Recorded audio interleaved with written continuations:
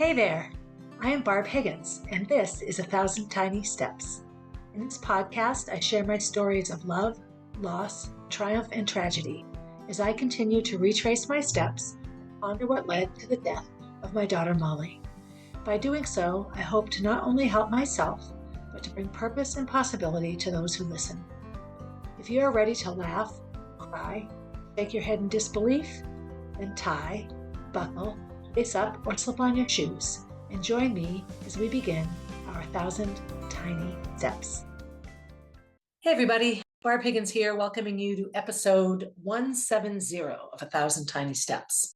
I'm sitting in a new place. If you're looking and watching me, you're going to see a different background behind me. I'm in Gracie and Molly's room.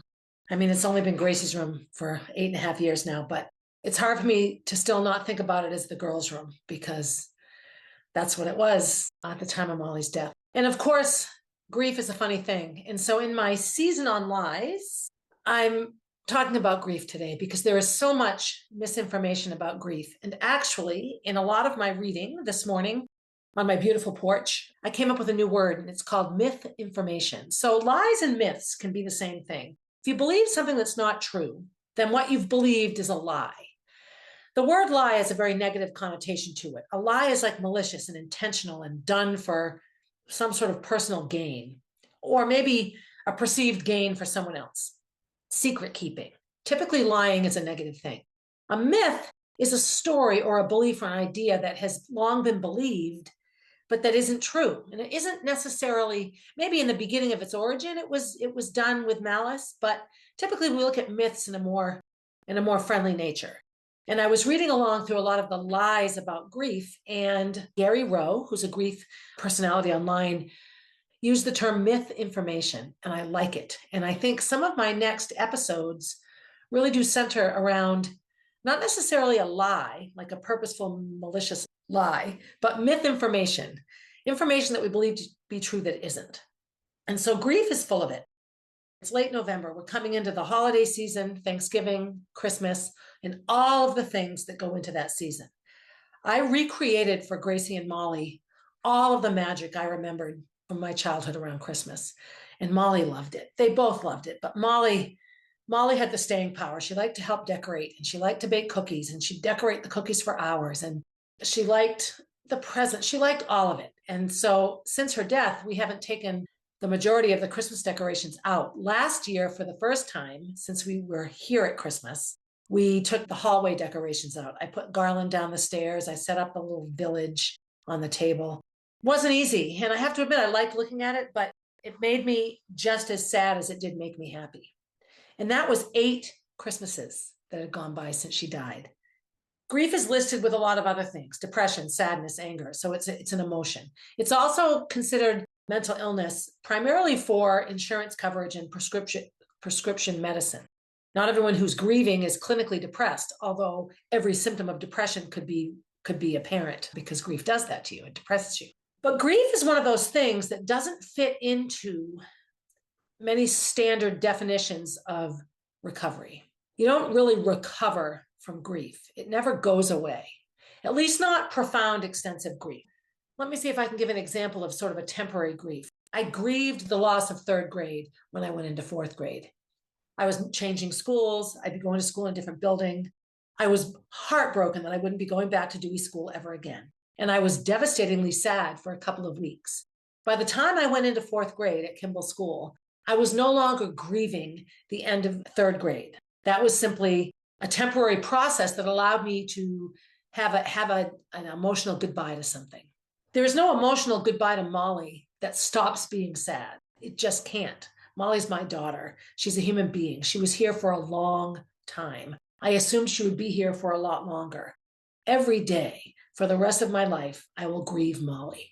Believe it or not, there are mental health professionals and people in general that think this is an unhealthy perspective for me to take, that I'm being unhealthy, that I'm choosing to remain sad. Okay. That reminds me of the dead kid card comment that I've been given a handful of times. I don't have a choice in how I feel. I have 100 choices in how I manage how I feel. But when I wake up in the morning and I have a rush of emotion, I haven't selected and consciously chosen that. All I can choose, maybe, is how to manage that particular emotion or grief. In researching lies told about grief, I came up with a lot of them, and all of them evoke and bring to mind stories and sad memories and happy memories, frustrating memories. But it's the holiday season, and it's, I think, an hour for folks to listen to me talk about how sucky the holidays are is fine. So let me talk about this Christmas. Gracie's back at Disney, and so it crossed my mind that we should all go down to Disney for Christmas like we do every year. And I think she probably assumed that we were. I don't have it in me to do another Disney Christmas. The weather sucks. And our first two Christmases down there were horrifying. Really, really bad and just terrible. And sometimes Christmas at Disney evokes those memories. 2018, the year before I had my brain surgeries, that was a pretty fun time. And we've had some fun times in our Christmas trips to Florida, staying at Deb's, all those things. I don't have it in me. I just don't. And I don't have it in me to be home here either. So Kenny and I are going to Bali, Indonesia. We're going as part of a travel program that's called Boundless Life, and it's an educational travel program. And we're bringing Jack, obviously. And it's sort of a pre-structured 3-week time in this massively huge country, which, think of Bali as this teeny place, but it isn't. It's a teeny part of a big country. And I just had breakfast this morning with a wonderful guy named Steve Burris, who's a runner and Concord native. We have a lot of similar connections. He's worked in the running shoe industry forever. His wife is from Indonesia and they own a home there. He said he would meet with me and just share with me Indonesia. I asked him a ton of questions. So what does that mean for Christmas? Well, now that I really look at it, Kenny, Gracie, and I are halfway around the world on Christmas Eve and Christmas Day. And Gracie is by herself in Disney. So I feel pretty crappy about this now. At the time, when I made the reservations, my thoughts were she'll be busy. She'll likely be working Christmas Eve and Christmas Day. But it doesn't mean that it wouldn't have been nice for her to have family nearby. So I'm feeling badly about that. So that puts a knot in my stomach. We have other family. I can arrange things. I'm planning a big family get together in January. She won't not have a holiday celebration, but it won't match the holiday itself. And so that has me uncomfortable. As I record this, my mother's in the hospital. She's having some cardiology issues. So now I'm thinking, okay, maybe going away for a month isn't a good idea because my mother's not well. And I'm the person here in town that is most able to help her. Along with dead freaking Molly, right? Sorry, Molly. That was harsh, but that's how I feel right now. Molly gets it. I have other things I'm worrying about. I also worry about taking a 3.5-year-old to a foreign country I'm unfamiliar with. I'm going to tie him to me so nobody can snap him. He's my yummy. He's my boy. As I have for the past 8 years, I enter for year number 9, feeling really uncomfortable about the holidays. Grief, prolonged grief, complicated grief, big ass crazy motherfucking grief. You name it, I have them all. I Googled lies about grief. And here's the biggest lie about grief. The biggest lie about grief is that time heals all wounds. First of all, the only wound that time heals are things like bug bites and pimples and maybe a tummy ache. You give it time and it gets better and it feels better. When you get your foot cut off or bitten off by a shark and the rest of your life you have a stump, that's a wound that is never healed. Yes, maybe your stump feels better occasionally, but you're always going to have an issue around where your foot used to be. Sometimes you have phantom pain in the foot that no longer exists. It's not a wound that heals. Does time help you manage it better? Yes. Does time give you a chance to use your prosthetic more effectively? Yes. Does time give you a chance to develop new skills around the fact that you don't have a fucking foot anymore? Yes. Yes.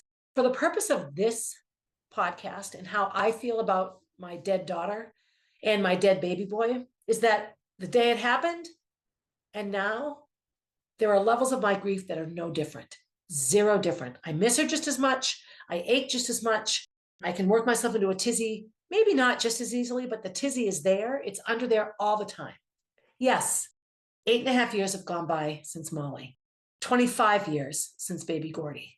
I manage it better. I've learned to live with my stump. Sometimes it's bloody, sometimes it works well in the prosthetic, but the stump remains, and that's forever. So if you know someone that's grieving and the holidays are here and they're having a horrible time, and maybe you're tired and cranky and you're just really sick of hearing about the dead person or the job loss or the pregnancy loss or whatever it is that somebody's grieving, take a big breath, have some gratitude it's not you, and let the person grieve. Time does not heal all wounds. All time does is give you a mechanism for managing the wound. Does that make it easier? Sure, we'll go with that. But grief is never easy.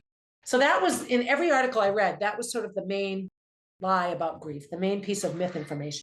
I saw some great websites, and I didn't keep track of what quotes came from what websites, but I'll list them all in the show notes because they're amazing. So kevinthompson.com was a website I've used, Gary Rowe, Just Playing House, BeliefNet, Substance Church. Interesting places to find these, and also just Wikipedia and Google and all of that.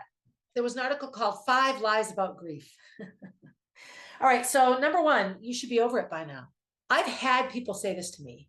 You're still this sad? Wasn't that so long ago? And I remember the first time somebody told me it felt like a long time since Molly died was the fall after she died. It was still 2016. She hadn't even been gone 5 months, not even half a year. And one of her friends was on my cross-country team in Bow. And I was just crying, and she goes, "What's wrong?" And I said, "I just miss Molly." And she's like, "You do? You still miss her?" Now, she was a 14-year-old kid. What does she know about the magnitude of a dead child? I don't even know if she'd lost any grandparents yet, but I just was stunned by it because this was one of Molly's, really good friends. And I'm like, "You don't get sad about it anymore?"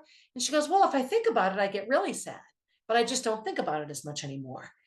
Nothing wrong with that. For the relationship she had with Molly, the time that they were friends, and where she was in her life, that makes absolute sense. I think I miss my friend Maura now more than I missed her the year after she died, because I was 10 when she died. And I was a little kid, and I was very living in the present. Young people are lucky that way. It's easy to be mindful when you're 10 because your whole life is right here. Number 2, you should stop talking about him, her, it, they, them. Stop living in the past. Okay, well, living in the past is a very broad term, but somebody that's lost somebody spends a lot of time in the past. You can't tell someone reflect on the happy memories and in the same breath tell them not to live in the past. I find sometimes that piece of advice insulting. Now, never leaving your house and only ever talking about things that no longer exist. Okay, maybe that could warrant some therapy and ability to find balance, but to say stop doing that. If you're so swallowed up in the past that you can't move, then that's where you are right now. And what's more helpful than being told to move on is to be supported in figuring out why you're really stuck where you're stuck. And the word stuck can be negative, not so in grief. You're stuck because you need to be where you are.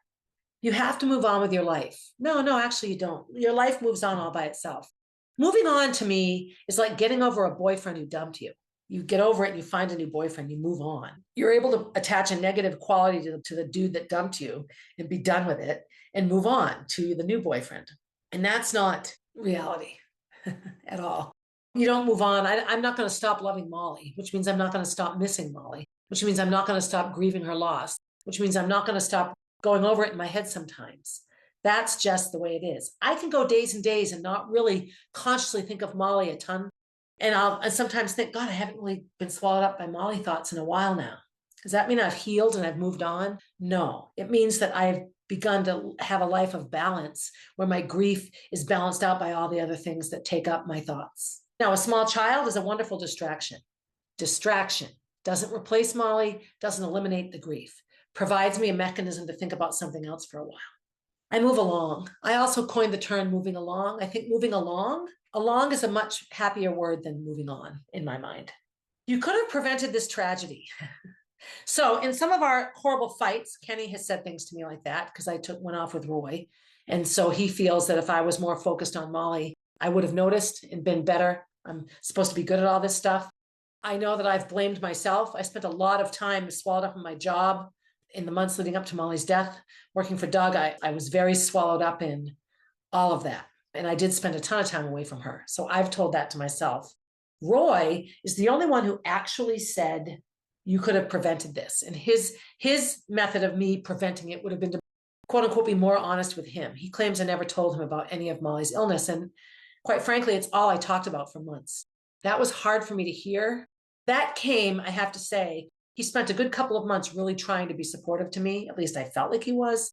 And then when it was clear that I wasn't moving along fast enough for him, he got angry. And it was like, well, you could have prevented it. If you just listened to me, I wouldn't have let her go all that time with that kind of headache, Okay. 99.9% of the time, there is nothing anybody could have done to prevent the death of somebody. At least not the person that might be grieving the most. Yeah, if you murdered somebody, you could have not murdered them. That death could have been prevented. A prisoner gets let out of jail, commits a crime. Yes, that could have been prevented. But to sit and talk to a grieving mother or a grieving sibling and say you could have prevented it, even if there were preventions that could have perhaps changed the outcome, I couldn't have prevented it. Too much was out of my control for me to prevent what happened to Molly. On the day that she died, all of the things that could have saved her didn't. I was probably least involved in any of those.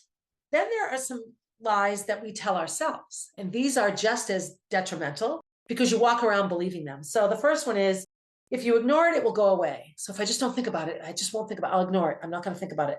Okay, I do this all the time as a mechanism to get through a task. If I have to go to a school board meeting, I'm having a really bad day and I've already missed too many meetings, then I go to the school board meeting and I put it out of my mind. I put it out. It's equivalent to running a race and every fiber of your being is saying, stop, you hurt too much, stop. Or if you're, doing a CrossFit workout and you want to take a break, you just shove it aside. You compartmentalize your pain and you stay focused on what you're doing. Yes, temporarily that might be possible, but ignoring grief, of all of the things I've experienced in my life, trauma, sadness, happiness, grief is the one that has most obviously boomeranged back when I've tried to cast it aside and hit me 9,000 times harder than it was when I first felt it. If you deny it, it won't hurt so much. This sort of goes along with ignoring it. Put it out of your mind. No, my lungs aren't burning. I can keep running. I'm not going to kill myself because I miss Molly, even though I really want to kill myself right now. I have had many moments like that. This is another one that I think people say it because they think it's going to make you feel better. Like I remember when I first told about being sexually molested, my bio dad told me this long story about all of the indigenous tribes where the fathers had sex with the daughters. Now, I don't even know if these things really exist. I find that not believable. And I looked at him like, why are you telling me this? His mechanism was that it would make me feel better, like make me not feel so bad, like maybe what happened to me wasn't as gross as I thought it was. All that did was tell me that I shouldn't feel as bad as I was feeling about it. What are you so grossed out about it? There are hundreds of thousands of girls in African countries that have sex with their dads all the time. They show them a loving relationship and what it should be like. I found that horrifying. It did not help me recover from being sexually abused at all. And grief is the same way. Your pain isn't all bad. Others have it much worse. Now, if somebody said to me, oh, don't be so sad. At least you got to be with your child when she died. It would not be lost on me that in my horrible, tragic experience of losing Molly, I did get to be with her. I was with her all 3 times she died. And I've talked about that numerous times. In this nasty, nasty, horrible reality that is a dead child, I am lucky. I was with my girl. She wasn't apart from me. She wasn't brutalized. She didn't die alone. She wasn't kidnapped. She didn't die by suicide. I have a million reasons to practice gratitude in my child loss experience. But somebody telling me that I shouldn't be as sad as I am because somebody else has it worse is incredibly unhelpful. If I ever use that mechanism myself, it's because I can self-soothe that way. I can say, yes, Barbara, this really, really sucks, but you did get to hold her hand every time. You got to sing to her. You got to smell her. You got to touch her. You got to hold her. I can comfort myself that way. There's not a single person on the planet that could say that to me where it would provide comfort. Grieving is whining, and no one likes a whiner. So right after Molly died, I was on the school board still, and there was a school secretary, and she also lost a child. She had lost her child years ago. Her child was 4, I think died in her arms on the way to a hospital, like in a taxi, like really, really traumatic. And anytime in the school board setting, I started to show any sort of emotion around Molly's death, she shushed me. She'd pull me up, Barbara, come here. And she'd pull me out of the room and don't cry. People don't want to see that. Like she just, and I realize now looking back on it that I think she didn't want to see it, that it was too close for her. I've been lucky in that essentially my circle has been supportive of me needing to cry anytime. One of my biggest memories about quote unquote grief whining in public was in CrossFit. I was at a workout, and when I pushed myself too hard, any sort of emotion after Molly died made me cry. Listening to music made me cry. If I was laughing super hard, I'd start to cry. And if I worked out too hard, if I really pushed myself, I'd start to cry and I'd have to stop and I'd be, overcome. And I had a moment where I was crying in a CrossFit class, and the coach just came over and hugged me and kept coaching the class. Keep going, everyone, looking good, looking good. And I just sat and cried for like a good 5 minutes. And then he carried on, and I carried on as best I could. It doesn't matter if people don't like whiners. I'm not going to moderate my grief to make other people feel better about my grief. If you don't like my grief, walk away. And then the other one, you should be over this by now. So I have had people tell me that I'm still grieving. You're still this sad. Well, yeah, she's still my kid, like, hello. I remember in the processes after the lawsuit when my friendship with Robin disintegrated, and I was reading some emails that she had written because they were part of discovery and a legal action. She was complaining to somebody about the fact that this was now July, so 2 months, 8 weeks, complaining that I should be able to go out for an ice cream by now, that I shouldn't have to just sit in my yard all the time. I had a very limited amount of reserves for leaving the house in the summer after her death. So if I'd already done something, I just needed to go home and sit and wait for 5 o'clock so I could drink. That was as good as my day got, or do the other drugs I was doing. And so she had sent this text message saying that she couldn't believe I was still so paralyzed. It's been 2 whole months already.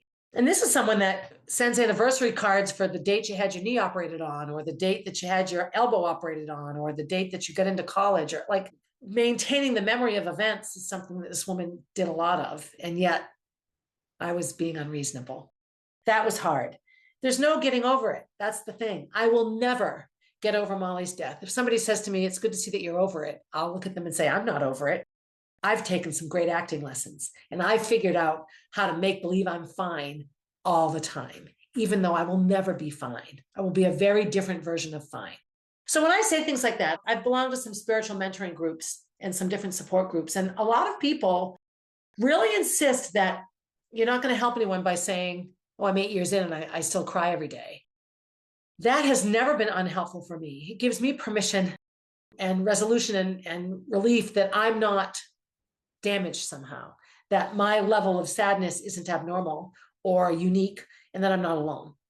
I was commenting on a Facebook post today in a group, the Compassionate Friends, and the woman basically said she got very, very frustrated when she read posts where somebody survived something, like God was on our side today because my daughter's alive, and God answered thank you, everybody, our prayers were answered. And I go, well, I prayed, hundreds of people prayed for Molly. Why weren't our prayers answered? Like, how is this okay? So 2 things come to mind. The first thing that comes to mind is God, in my mind, has nothing to do with who lives and who dies in that moment. We have incredible free will here.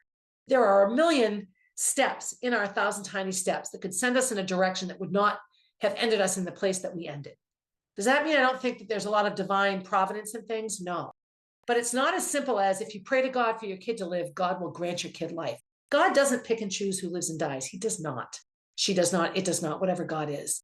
I believe that in spite of God's love for us, horrible things happen. And that's on us, not on God. That's the first thing that comes to mind. I don't believe that God loves me less because he took Molly or because Molly died, however you want to say it.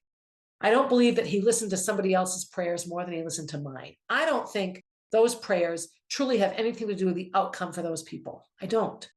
I think that things happen to us, good or bad, in spite of God. That's the first thing that comes to mind. The second thing that comes to mind is, yes, maybe our prayers were answered. And maybe the answer to my prayers for Molly's survival was that her survival would happen on the other side. That having her stay here wasn't an answer to my prayer. Maybe I didn't really know what I was praying for. Maybe what I think I'm praying for is Molly not to die of a brain tumor, but maybe what's best for her, that's true healing for her, is something I can't yet understand. 2 different ways of thinking about it, but I have to be very mindful not to say things or comment in a negative way when I see things like that, because I find it insulting. I would never say my prayers were answered. God saw things my way, ever. I just wouldn't. That's some other sort of weirdnesses around grief. So then, that game, 2 truths and a lie. So you say 2 things that are true and 1 thing that's a lie, and you have to figure out which one's true. I love to run. Baked beans are my favorite food. CrossFit is my jam. So I gave you it pretty easy. Baked beans are not my favorite food. So that would be the lie. The running and the CrossFit would be the truth. Along that theme was an article about some truths about grief and some lies about grief. So I'll do the truths first. Grief doesn't play by the rules. That is the truth. Whatever the rules might be for healing, for acceptance, for process, for growth, grief does not pay attention whatsoever. There's a great sort of picture, like you think of healing as like an upward graph, a slow climb, where true healing is at the top. What we think grief or healing should be like, and what it's really like, it's this big scribbly mess. That's true in a lot of things. So much of life is a big scribbly mess, and we just don't see it that way.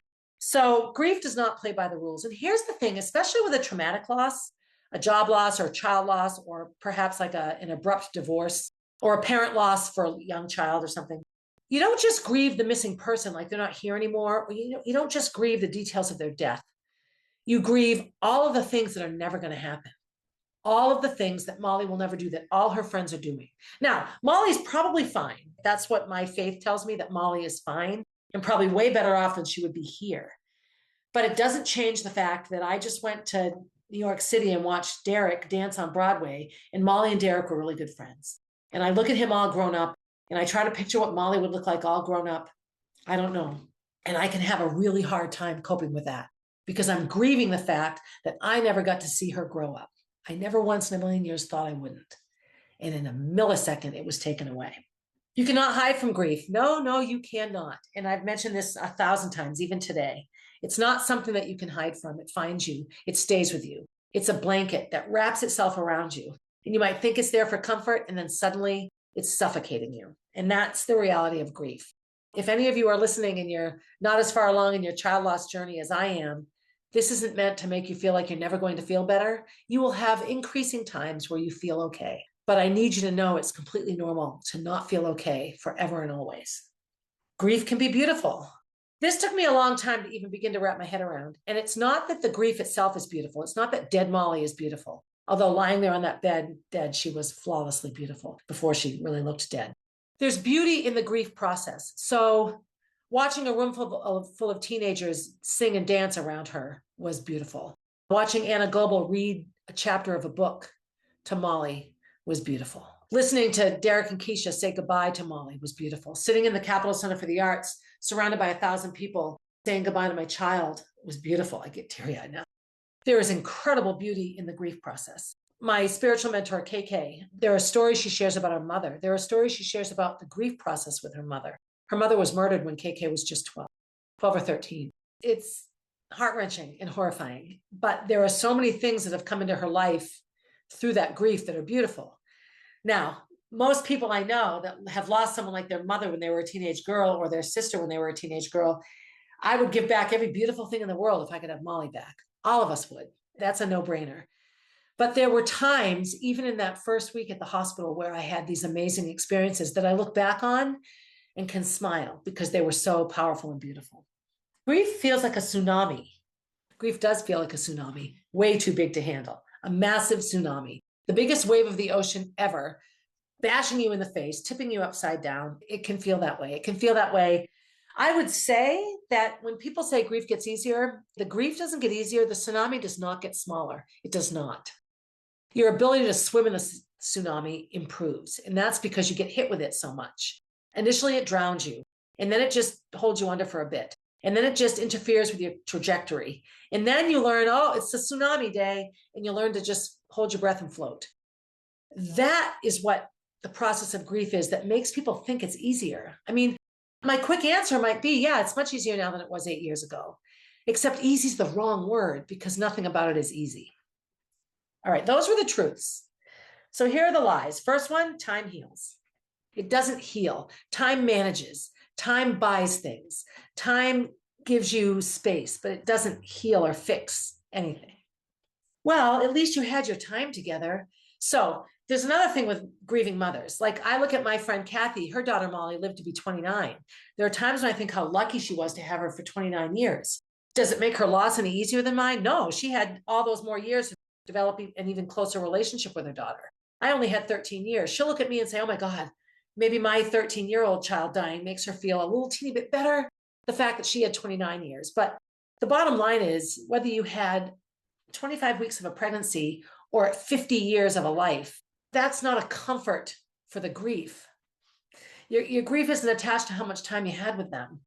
That's sort of a blanket statement as well, because I had a 25-week pregnancy loss and a 13-year-old child loss. And as devastated as I was at the time about losing baby Gordy, I never got to know that baby, not like I got to know Molly. And so before I could even plan for a life with him, he was gone. So I did move along from that much more quickly. And I was able to sort of put that all in a pretty suitcase and put it up in the attic, pictures and film and a baby blanket and stuffies. And I've been able to not think about that so much. It was a very different experience, an incredibly different experience. It also taught me that I wanted to be a mother. There's no putting Molly in the attic. A lot of her stuff is above the garage and some of her stuff is upstairs, but Molly is Molly is Molly. God needed them more there than he does here. Okay, stop, because I don't want to have an argument with God about where my child needs to be. Whether there's any truth in terms of the soul journey and the sort of spiritual realities of life that we don't understand because we live in a physical world. I don't need to be told that God needs them more than I need them, because then God needs them an awful lot. And that doesn't make me feel better. Now I'm playing tug of war with God on who gets to have Molly. Here's another one. It really pisses me off. You're so strong. Okay, well, I was a drug addict for 2 years. I used to have to drive to the woods and scream until my eyes were bloodshot. I couldn't get out of bed. I didn't earn a penny. Nothing I did for 2 years indicated strong. I was so desperate for Roy to, I don't even know what, that I allowed so much unhealthy bad to continue in my life with him. Nothing strong about any of those things. Nothing. Zero. But people look at me getting up and talking about Molly. They look at me starting a foundation. They look at me having Jack. They look at all these things that I do and my willingness to put myself out there. Okay, so I'm a strong person. My strength has nothing to do with dead Molly. And I shouldn't be told that Molly's dead because God knew I could take it, which is the very next thing. God never gives you more than you can handle. Okay, so should we all be pathetic, drug addicted losers who commit crimes and hurt people so that God won't give us challenges? Like what? What? Okay, so because I'm strong, God's going to pile more on me. That's like punishing strength, right? That makes no sense. These are things that people say though. And, I actually have some family members in my life who might be listening to this, who might think, oh God, I've said that a few times. No offense needed, no offense intended, but don't say those things to people. If that's something you believe, that's a conversation with God for you to have, but it doesn't help the griever one bit. Then there are some more under myth information. Okay, here's some that come with religion and spirituality. Grief should be easier for a believer. So the Baha'i faith belief on death is a joyful one.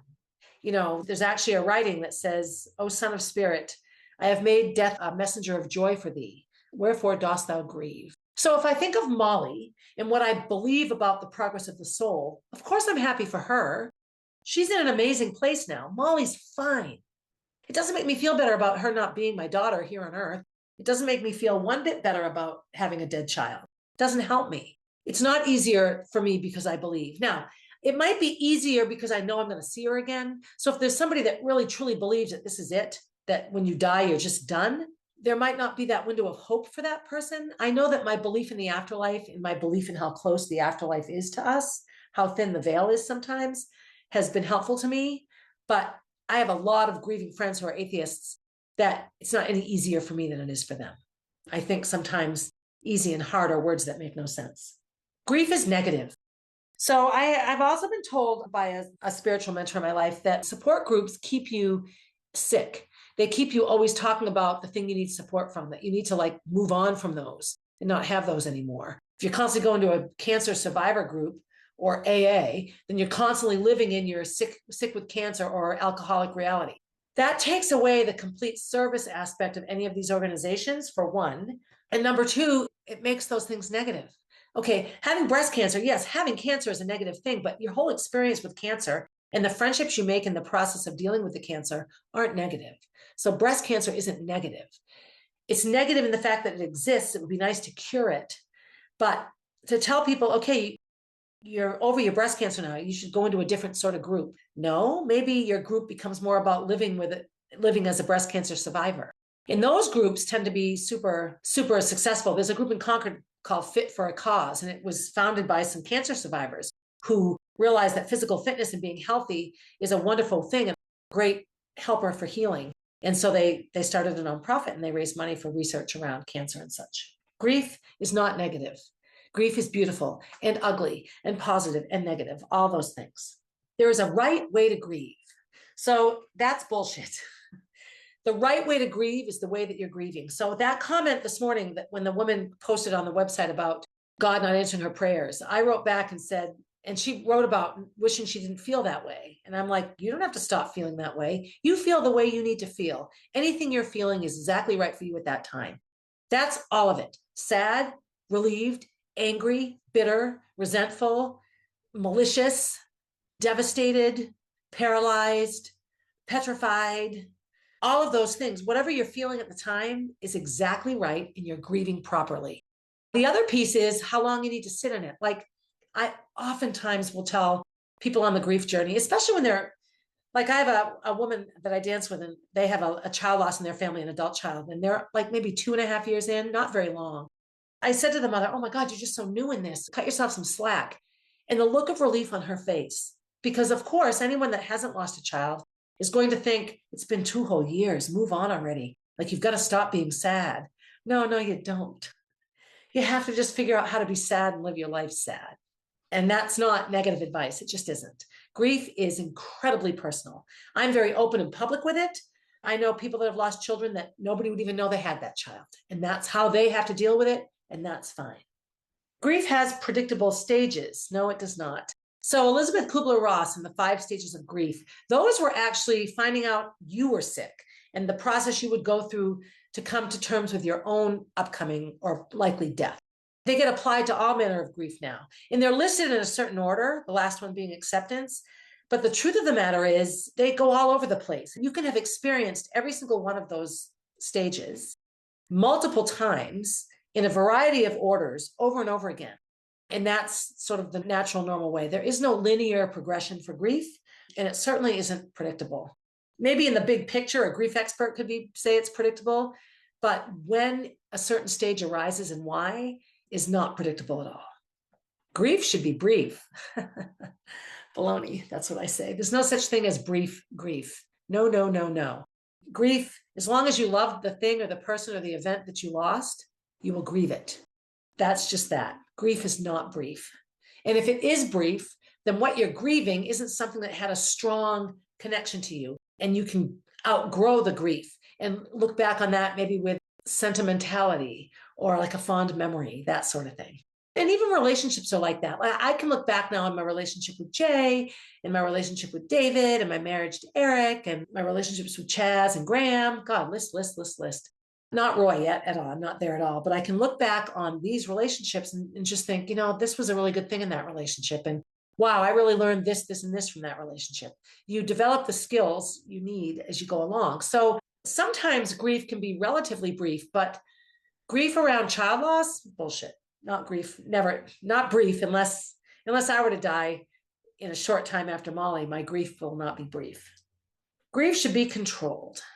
So the only control one needs to have in grief is self-control around hurting yourself or someone else. So slitting your throat, if you're a mother of 5 kids and one of them has died, is probably an uncontrolled action to take on grief and one that should probably be monitored or mitigated, right? Killing someone else. There's that great movie, Time to Kill, about the white men that raped the little black girl. The dad hides in the courtroom when the killers are being sentenced, and he shoots the killer dead, kills them. And he now goes on a murder trial, and they want to put him away and kill him and all this kind of stuff. He killed the people that hurt his daughter. Totally get it. And it's what he felt he needed to do. But in the big picture, his life would have been a lot easier had he not killed those men, right? Add another whole element to the grief of his daughter's suffering and his daughter's tragic experience. I wouldn't be less grieving if I had gone and murdered all the doctors that didn't take care of Molly. I sued them. And while that made me feel better to a certain extent, gave Gracie some financial stability for the future, it didn't bring Molly back, and it didn't make me feel any less sad. Grief is an obstacle to overcome. So here's the thing about an obstacle. An obstacle is a temporary thing in your way. And once you go around it or over it or through it or under it, it's behind you and it's not in your way anymore. And that is not how grief works. The only time grief is behind you is if the rope that attaches it to you is behind you and you're pulling it. Sometimes you're dragging it with your hands. Sometimes you're carrying it in front of you. Sometimes it's in a backpack on your back. The only time grief is behind you is if you're carrying it behind you, right? It's not an obstacle that you can overcome and move along from. It isn't. Now, there have been times in my life where grief, the obstacle is so huge that all I can do is sit down and be grieving. I can just be stuck in it for a while. I have those days. I binge a show on Netflix, I get through it. But I don't try to move the boulder. I just sit with it. There are times when my grief, maybe, not yet, but maybe isn't any more than this pen. But here's the thing, I have to carry the pen like this all day. If you can't see me, I just balance it on my upper lip under my nose. So maybe it's only the size of a pen, but I have to carry it. Maybe it's sticking out of my ear. Maybe I have to have it in my mouth all day. Maybe it's tucked into my bra. So it's right there. It might not be big. I might be able to move around through my life with it, but I'm never unaware of the fact that it exists. It is not an obstacle that you can overcome. You learn to manage the obstacles. You learn to live a life full of obstacles. Another one that's related to religion is that all churches are safe places for grieving people. This is a pile of crap because there are religious beliefs that tell you to get up and move along with the grief. Religious teachings can be very vindictive if there are circumstances around the grief. For example, some religions insist that if you take your own life, you go to purgatory, you burn in hell, which is a horrible thing for any parent who's in that religion to have to ponder for the rest of their life. In my religious doctrine, in the Baha'i faith, basically the overall belief is that what we do here affects how well developed we are for what we have to do in the next world. So think of a baby that's premature and is born at 6 months. So it hasn't developed all those physical things it needs to live here independently. So we have to intervene medically and give that baby time to catch up so that eventually the baby's strong enough to live here and not in the belly. So spiritually speaking, our lives give us opportunities to develop our spiritual arms and legs, our spiritual lungs, our spiritual hearts and brains, so that when we cross over and we are no longer confined with our body and we're in whatever comes next, we have the skills that we need to do what we're supposed to do there. So things like suicide, committing major crimes and not having remorse about them or asking for forgiveness or paying the price for the crime, all of those things can factor into what your journey will be like as you cross from this world to the next. And Baha'u'llah, the prophet founder of my religion, is clear that suicide is a bad idea. It's not your job to take your life. And as bad as you feel, you should endeavor not to do that. Having said that, when somebody in the Baha'i faith dies, God doesn't abandon them. God is just harder for them to see because they're swallowed up so much in all the negative energy that comes from a suicide and all of that. That's comforting to me. And I always try to share that with friends of mine who have children that have died by suicide, because what an impossible thing to wrap your head around. So churches are not always safe places. There are also people, churches are full of humans like anyone, like anywhere else. Clergy, male and female clergy, are also human first. And so there are times when those places can be very unsafe. Grief should be private. This is Coach Ludi. Oh, Coach Ludi. I didn't know he had lost a child until I lost Molly. And how long did I know Coach before that happened, right? I was 52 when Molly died. I met Coach when I was 15. 37 years, I knew that man, and I never knew that he had lost a child. And then I found out, and he and Mrs. Ludi both shared all of it with me. No, Mrs. Ludi didn't share any of it with me. She died before Molly died. I learned about Mrs. Ludi's process from her children and from Coach after Molly died. Here's what Coach told me. Cry all night, work all day. Come home and be sad in the privacy of your bedroom at night where no one can see you. And then get up and put on your face and go live your life. Now, when Phyllis Ann Ludi died, she was 3 or 4, 2 or 3, right around there. There were 2 children older than her and 1 child younger than her. All of them under the age of, say, 6. What does poor Mr. and Mrs. Ludi do? They have these little children that still deserve parents that work and function and that can take care of them. What did they do? They packed up and moved. They moved to New Hampshire, a new environment, everything new.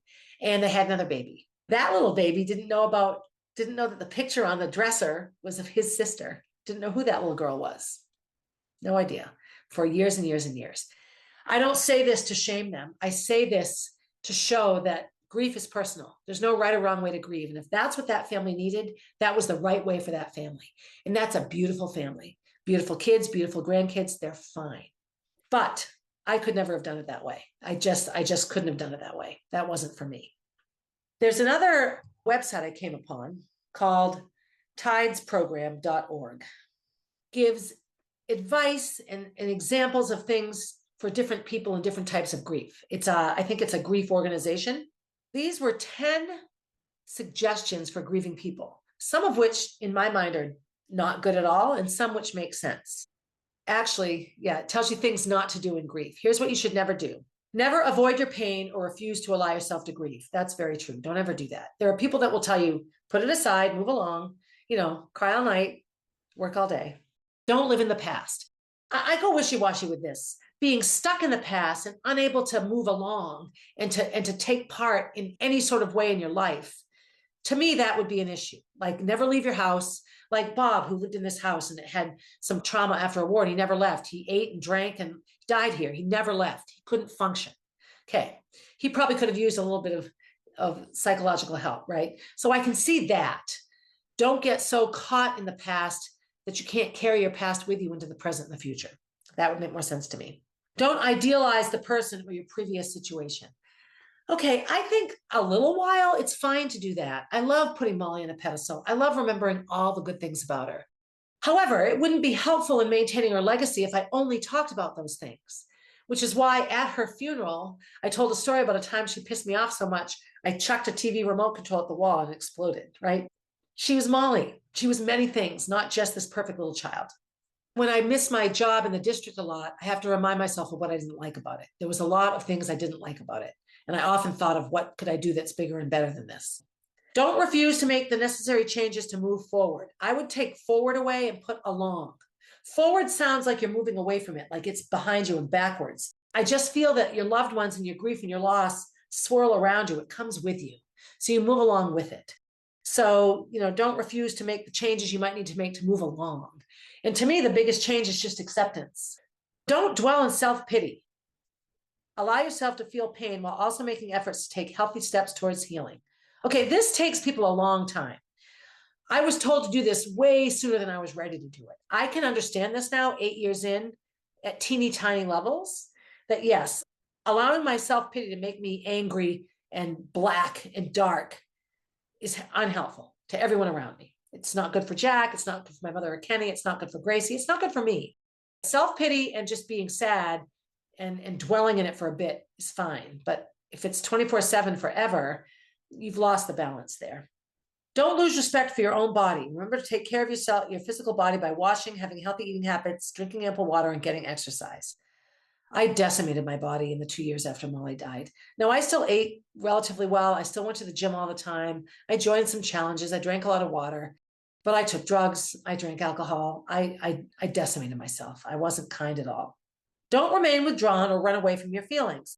This, again, is a balance. There are times when it's okay to close the door and pull the shades down and be withdrawn. There just are. Nothing wrong with this. Running away from your feelings. Sometimes you have to run away from them to find a place where you can sit and then feel them. Two very different things. Don't rely on alcohol and or other drugs. So in the big picture, I agree with this. When I look back on my drug use, it's mostly the drug use with Doug, the drug use, and how long it lasted and how he perpetuated it and really kept it going. That I have a lot of regret and remorse over because I think I could have moved along in my grief more quickly. However, I was in the middle of a horrifying lawsuit and it was too much. It was too much. And I will say that there are times when my drug use bought me time. I could sit down and feel okay with things for a while. And even when the drug wore off, I had had several hours where I was okay and it somehow made it through. Am I pushing using drugs and alcohol to make yourself feel better? Absolutely not. If I could go back and do the whole thing without any, I would in a heartbeat, but I couldn't and I didn't.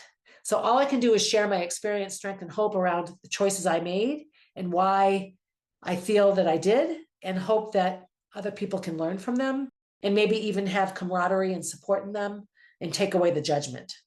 And there are times I still rely on alcohol.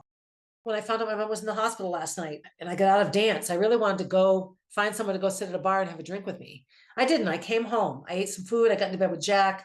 We played kissy face for a while. I had a good night's sleep. Best decision ever. But I'm used to just relying on that rush of physical relief.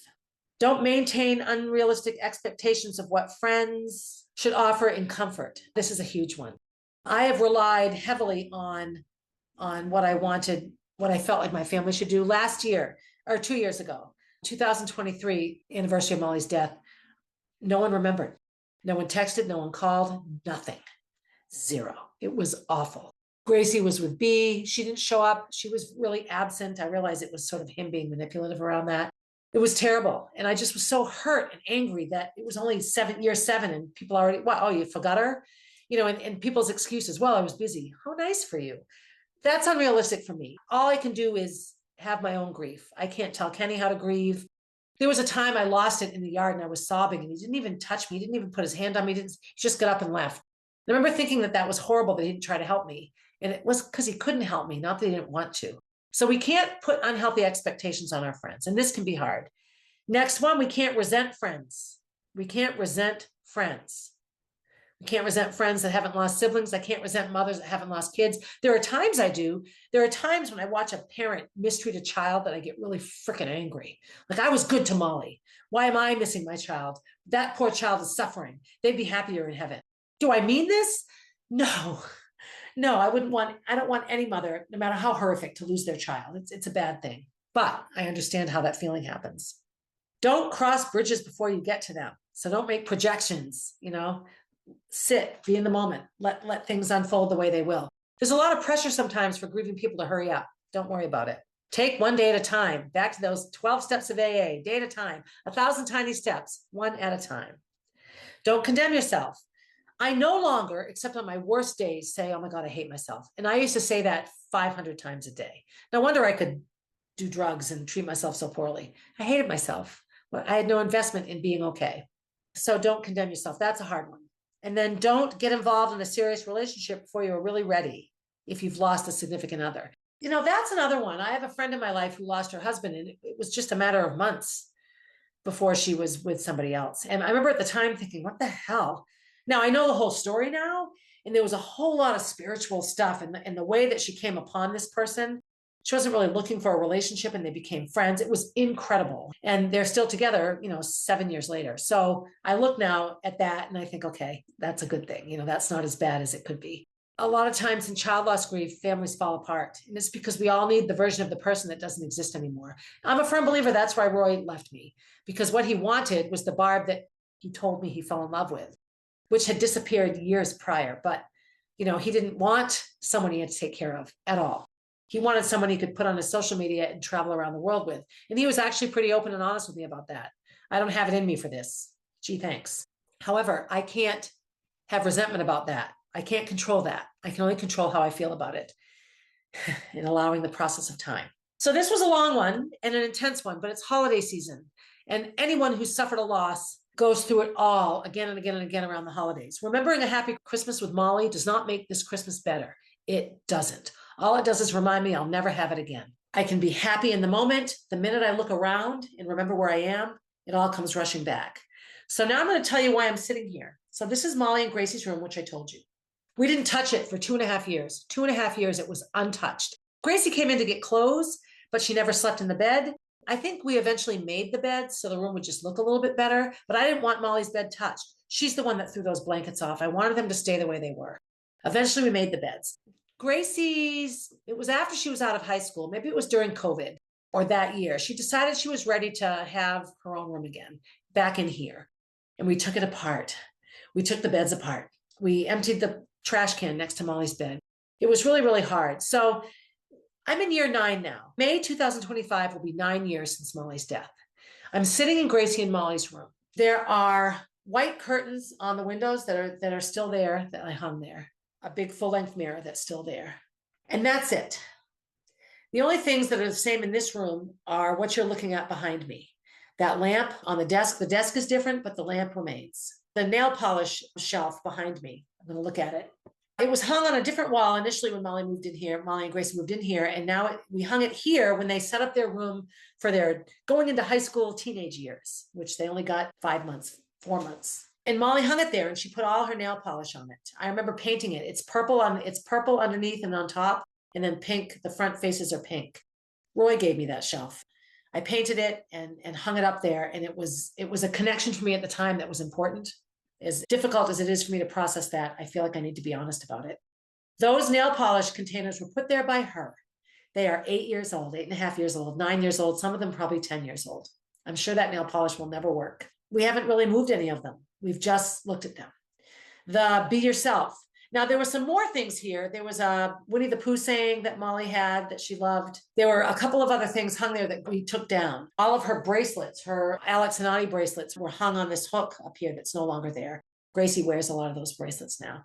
I'm going to tilt the camera a teeny bit so you can see. There's a poster with her name on it, and the name is made of beautiful different things, birds and flowers and butterflies and things. And there's a bulletin board with all of her dance pins on it and pictures and cards that she hung there. I'll make a video when I take it all down. That's coming soon. It's just right before Thanksgiving as I record this. By the time you hear this, I'm pretty sure that the wall behind me will be empty. Gracie's ready to have it painted. It needs to be painted. She's ready to make it a room that's more appropriate for somebody in their early 20s.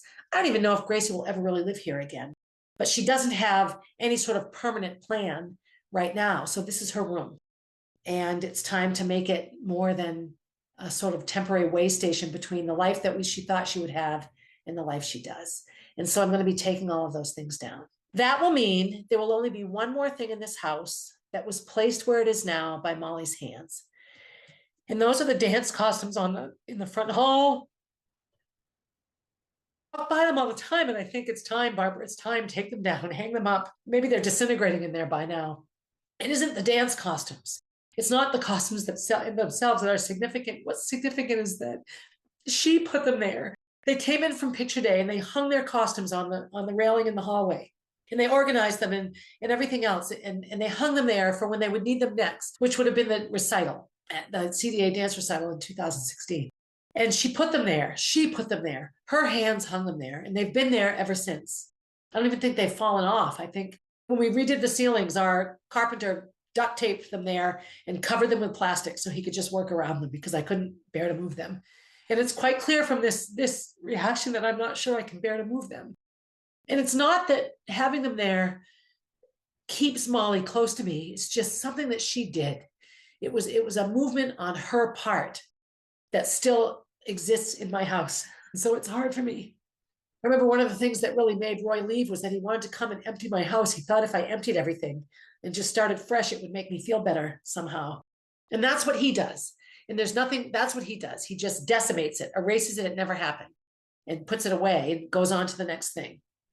I know that there are child loss families who do the same thing. They pack everything up and they start over somewhere else and you never talk about it again. So I can't be vindictive or judgmental around those processes for grief. It's not how I do it. And so I'm petrified. I'm just afraid. I'm afraid of how this is going to feel. And I'm afraid of how that will feel when I take the dance costumes down. But I do feel that they need to come down. That when the time comes that Gracie and I go through all those dance costumes and really put them together in order and process all that and either give them away or package them up forever or put them in a fire, whatever we do with them, that will be huge. So that's why I recorded this episode here. I'm talking about grief, talking about Molly. It's almost Thanksgiving and then Christmas. My mother's in the hospital with freaking heart stuff. My dad just died. When it rains, it pours. And so here I am looking at a bunch of nail polishes and pondering dance costumes hanging in my hall. Grief, 8.5 years in. So listen, be good to yourself. I hope that this was helpful. I hope that listening is a way that you're good to yourself. Share the podcast with others. Be good to someone else. If you know someone in your life that's suffered a loss, as much as you want to help them, the best way to help them is to say, hey, I got you a Dunkin' Donuts gift card. Use it whenever you want. Or, hey, I just came to hang. What can I do for you today? Or let them know you're just available. If they call and say, can I tell you something? Say, sure. What do you need to tell me? They don't need to be fixed. There's no fixing it. I don't need someone to tell me what to do. I just need someone to listen to me and tell me they heard me. Be good to yourself. Be good to someone else. And as always, have a good day, everybody. Hey, thanks for listening and supporting the podcast. Feel free to leave a review and share my stories with your friends. Please reach out with your own stories, as I love connecting with my listeners. If you would like to get to know Molly, head over to mollybfoundation.org to see what she is all about. If you want to see what I'm up to next, you can find me on Instagram at barb_444, on Facebook as Barb Higgins, and at my website, 1000tinysteps.com. And while you're there, sign up for my newsletter, a weekly way to find out what's up in the life of Barb Higgins.